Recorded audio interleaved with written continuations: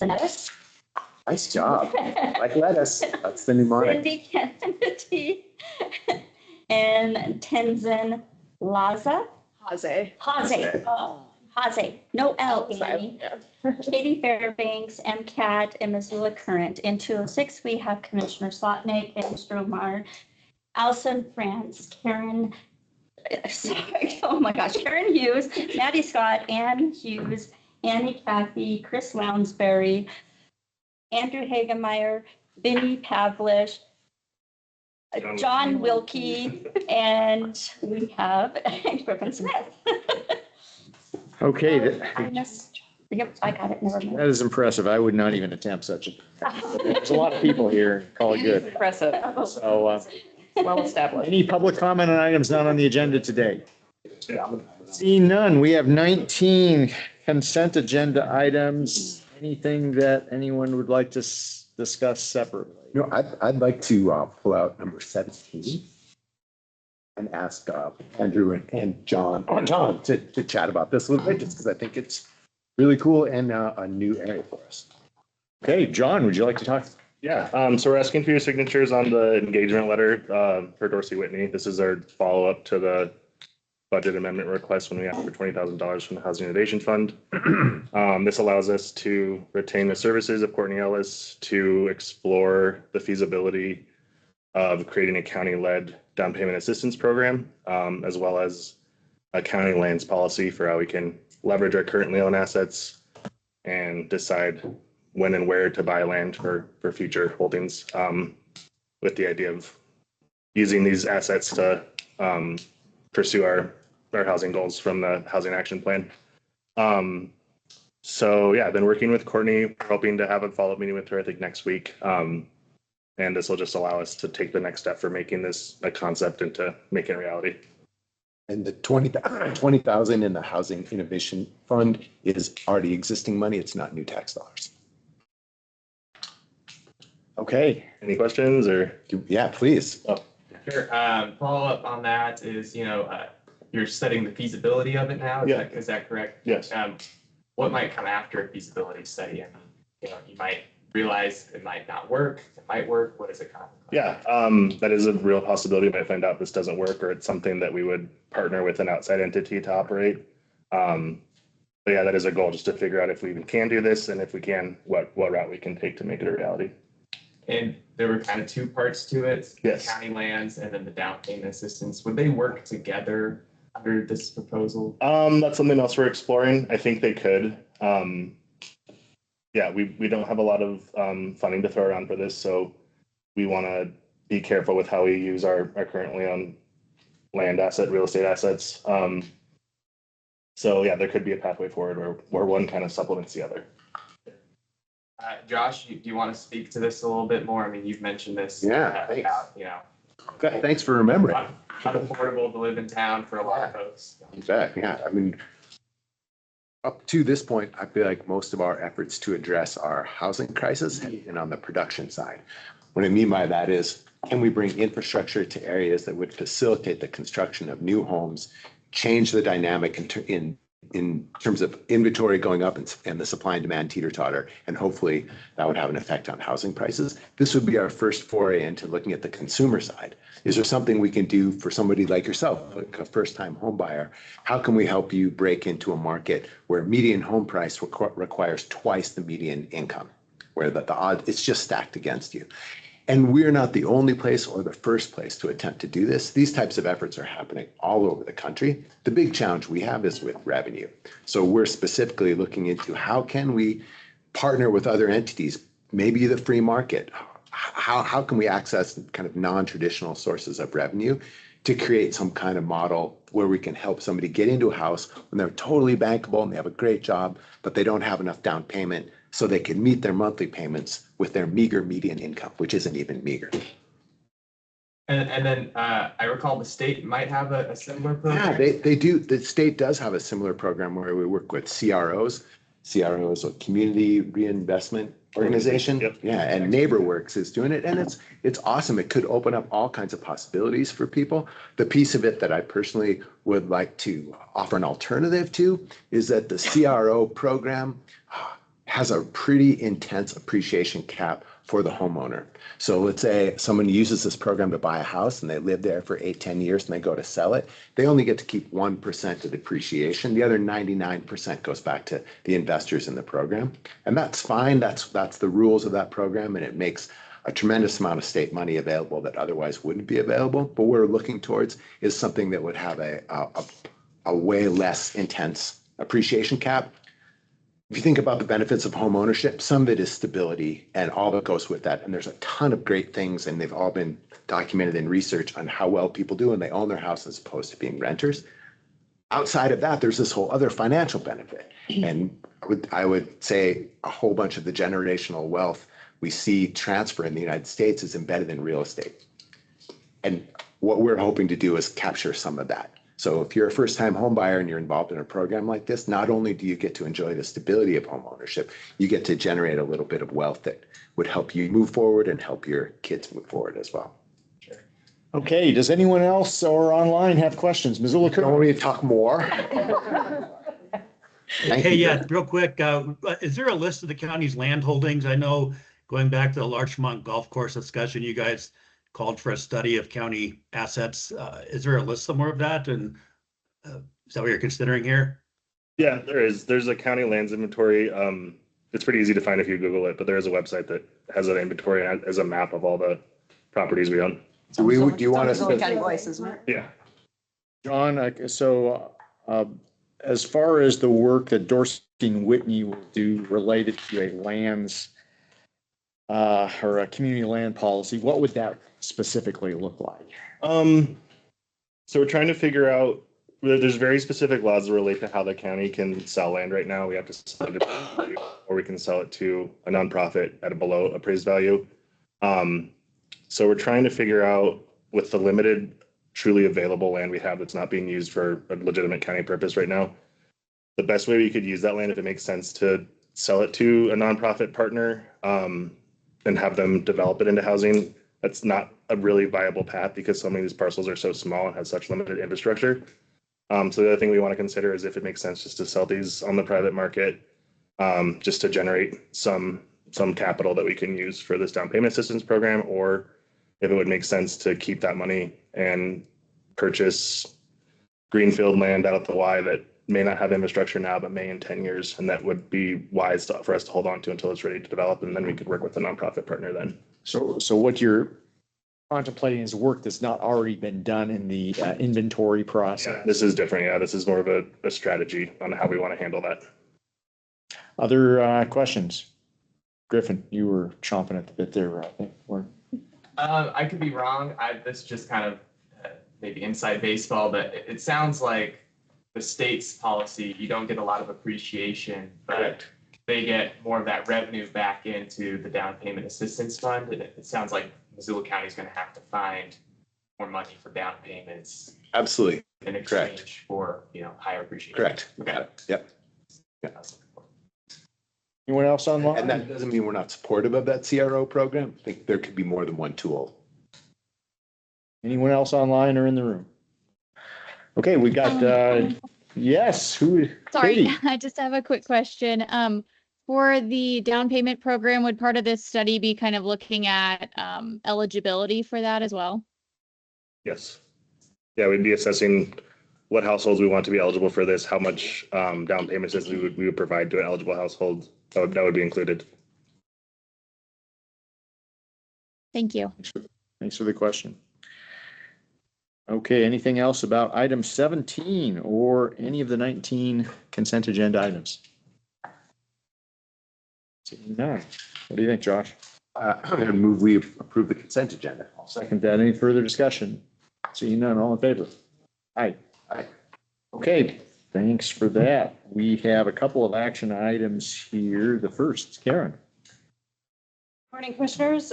This is a request for approval of a resolution to update Resolution 2024-024, the resolution to the established development impact fees, procedures, and requirements. Impact fees are one-time fees assessed at the time of construction that are used to fund infrastructure expansion needed to support that development. Impact fees were established by the commissioners in 2023, following a public process and guidance from the Impact Fee Advisory Committee.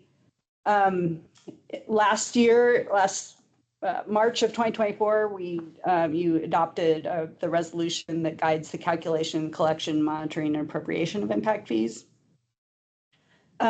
Recent legislation had us taking another look at our impact fee rules and guidelines.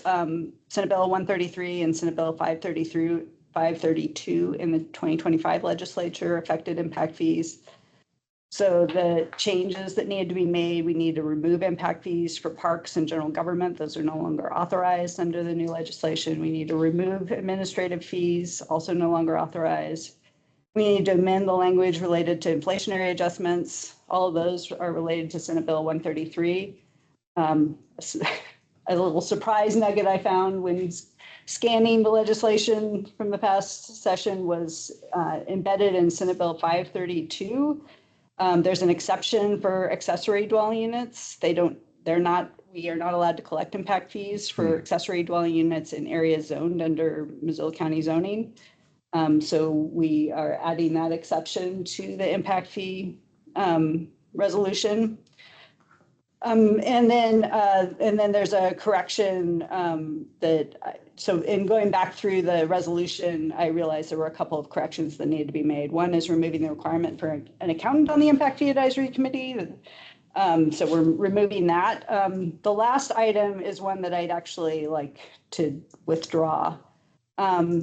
We did discover in reviewing the resolution and going back to the original study that the way we were assessing non-residential impact fees for Frenchtown Rural Fire, Emergency Management, and Sheriff, all of which are still allowed to continue. We had been doing them as a flat fee, and we realized we were supposed to be doing them on a per 1,000 square foot basis.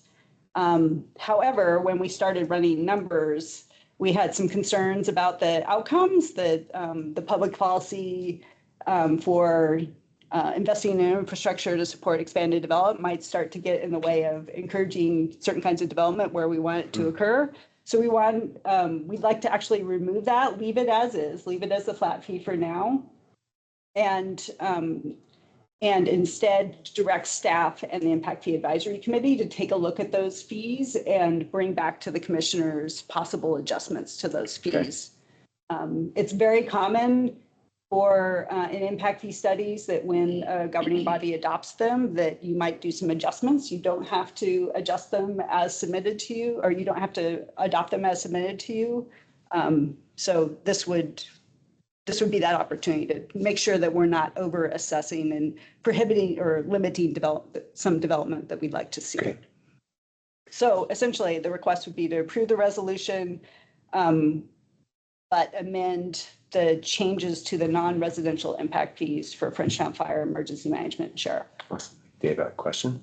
No, it was just what precisely is it that we're What exactly are you asked asking? to do today? So it sounds like, if I want to make sure I understand it, we're amending our resolution to, one, be in line with law. Yes. And then the second piece is to have our Impact Fee Advisory Board take a look at our assessment methodology on certain types of property and make sure they're in line with our goals in terms of development in general. That's correct. Great, thanks. Any questions from anyone or comments? This is super weedy, but interesting too. And I promise I won't talk. I'm not sure there's a flat number here, but how much money does the county expect to maybe lose in revenue from the changes to impact fees? I can't answer that right now. Yeah, it's predicated on what development actually comes in. Yeah, it's Yeah. predicated on what development comes in. And which type of development? And which kind of development, and where that development's located. Because for parks, it's different for the different areas. So it's really hard to tell you that. But what I can say You is, do a look back at some point in time to say, Oh, that's given these numbers of projects, these types of projects that came in, what revenue did we not collect from? And we've really only had a little over a year of actually collecting. We didn't start collecting until August 1st. So we really only have like 1 year of solid data to kind of look at. So, Right. but if you're interested in a follow-up, I'm happy to sit down with you. Perhaps what impact is this going to have for the county? I mean, are you going to have to supplement some of these programs with property taxes instead of impact fees? I mean, Well, I think the county will have to look elsewhere to fund facilities that support expanded, expanded development that for general government. So the Office Building for General Government, and then also the parks facilities. We can't use impact fees for either of those categories. Went online? Questions, comments? I would move, we do this. Okay, well said. I will second that. Oh, we do have someone. Missoula Current. Yeah, thanks, Martin. Martin, you are muted. This won't have any impact on the county's TEDs, or will it? No, that's a separate funding mechanism and only geographically located where those are. These are fees that happen at the time of development. They're not related to, I mean, impact fees are collected in areas where there's TEDs, but there's also TED funding and that's done separately. Okay, thank you. Other questions, comments? Katie, a burning question? Nope, I'm good. Thank you. Okay, excellent. So I think, I think think you did we it. motioned and we haven't, I don't believe we voted. okay, all in favor? Aye. Aye. Okay, Maddie. All right, so this is a request, board appoint members to the Impact Fee Advisory Board or Committee. There are 3 positions open. One for a partial term through December 31st, 2027. The other 2 positions, we would be doing a partial term through December 31st, 2025, but that is also just in a couple months. So it would also be a reappointment for a new 3-year term through December 31st, 2028. Met with 4 applicants, John Rhodes, Bert Caldwell, Alex Marsh, and Tasha Sotfine. Try practicing that name. Yeah. I know the board recommends Tasha and Which board is that? Impact Fee. Okay. Impact Fee, sorry. Yes, this is for the Impact Fee Board. Oh, but the board itself, that has not made any recommendations. Like, I think you're talking. Like, Yeah, you mentioned not, the sorry, board. like talking with Karen Bean, staff. Sorry, So staff, staff recommends. That's, What we had talked about was generally encouraging some diversity on that board. I think that Commissioner Slotnick shared some of that. Yeah, yep, interest. yeah, and I sit on this board, and I think having a variety of perspectives on development would be really helpful. And so I would move that we appoint Alex and Tasha to this I board. think there's. okay, and there is a third. So 2 would be appointed to a partial term through December 25 with a reappointment through December 28. There's 2 seats, and then 1 partial term through to 2027. So 3 seats altogether. okay, so who's on that list? We have, So there's Tasha Sotfine, Alex Marsh, Who was Bert the Caldwell. funding person. Yeah, yep. and then John Rhodes. Who was more of a housing policy.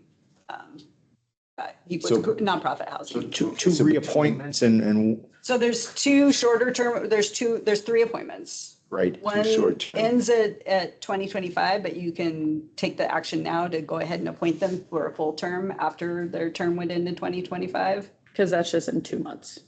because that's in 2 months, and then a third or partial term. that Partial term ends in 2027. so I guess the question is, of the folks who we are new individuals who we just interviewed. Yes, all of them are new. Right, are we contemplating reappointing anyone? No, So we're looking for 3 individuals Three out of the 4. yes. Yeah. So I I confused you guess, yesterday. I thought there were two. so Karen, I thought there's just one. I don't remember Mr. Rhodes. So Mr. Rhodes he worked for a nonprofit housing organization in kind of housing policy realm. That was his, I know Bert well. Yeah. Right, and then Alex was the I gentleman. remember involved Alex and in- Natasha. Yeah, okay. So, do you think Bert's experience or Mr. Rhodes' experience would suit this board better At this moment in time. at this moment in time? I mean, it's a little hard to know. I mean, Bert's, Is Bert on any other board? Yes, Yes. yes, Bert's on He's the MDA board. and is John on any boards? No. Well, that might be, Share the wealth here. a little? Yeah. I think I would do that. That feels all right. it feels good for me. Okay, then we would put Tasha, Alex, and Mr. Rhodes. So probably Tasha and Alex on the two similar terms and Alex on the, That's no, And then it wait, would- Tasha and Alex on the two similar terms and John on the partial. And then I would expect when these two are up, hopefully these folks would want to re-up and they would just continue on. Yes, the hope is, yeah, this would, since it's 2 months, then it would just, instead of bringing this back to you in a Yeah. month and a half, to just Yeah. put out their term Yeah. through December 28th. Yeah. 2028. Second. Are we clear? Thanks for all your work. Yeah, no, happy to do it. Okay, yeah, further discussion or public comment on the appointments? Seeing none, all in favor? Aye. And maybe let Bert know that we're trying to spread out opportunities for folks who are not otherwise on. Really appreciate his contributions on the MDA board. This is no reflection on that. Everything to do with his day drinking, and until he gets that under control.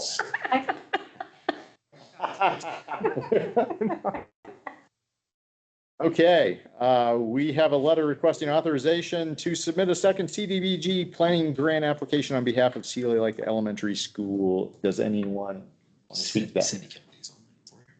Cindy? Hi, good morning. I'm here to explain if there's interest in knowing more.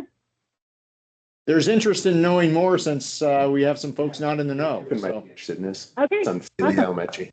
actually, Griffin said he doesn't give a rat's ass about it.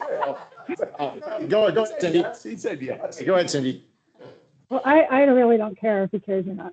No. Okay. So we have been asked by Silly Lake Elementary to submit a CDBG planning grant to the Montana Department of Commerce. And because we currently have a planning grant, the planners have a planning grant, seems apropos. They're almost done with that project. It should end by the end of the calendar year. But the state only allows us to have one of these applications, or an open application per funding category in community development block grant funding. So we're asking the state to make an exception and allow Missoula County to submit a planning grant on behalf of Silly Lake Elementary, and their need is for a preliminary architectural report to help them consider some improvements and rehab needs at their school and to get a cost estimate of how much that would cost.